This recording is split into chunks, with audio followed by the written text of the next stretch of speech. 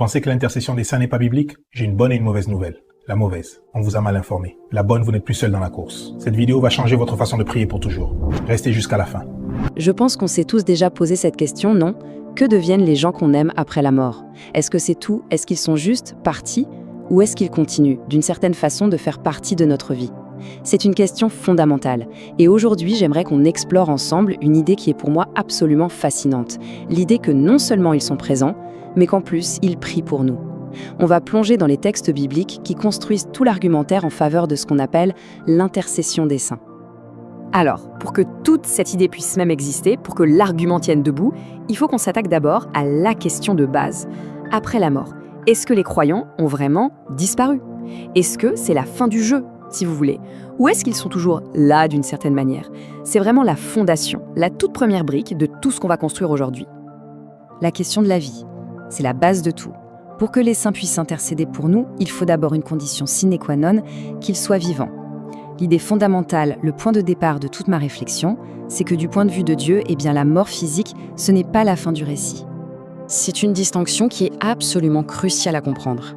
Vous voyez, il y a une différence entre être physiquement mort et spirituellement vivant.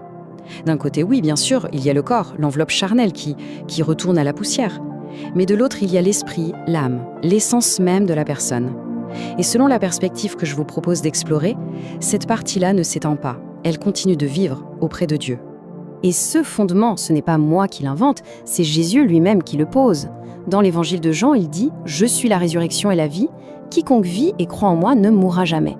Ce n'est pas juste une jolie formule, c'est une affirmation radicale. Il est en train de dire que la mort physique n'a tout simplement pas le dernier mot. Et attention à la formulation, c'est super important. Il ne dit pas « ne mourra plus tard, à la fin des temps ». Non, il dit « ne mourra jamais ».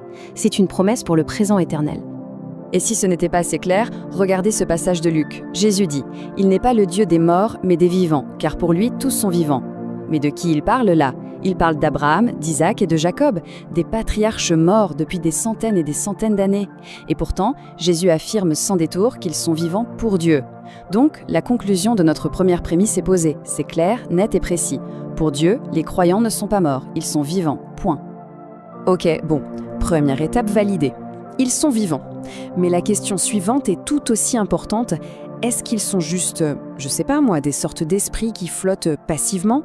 Ou est-ce qu'ils sont conscients? Est-ce qu'ils sont au courant de ce qui se passe? C'est là, je trouve que ça devient vraiment passionnant. Et pour ça, on va ouvrir le livre de l'Apocalypse. Alors, essayons d'imaginer la scène. L'apôtre Jean reçoit une vision du ciel.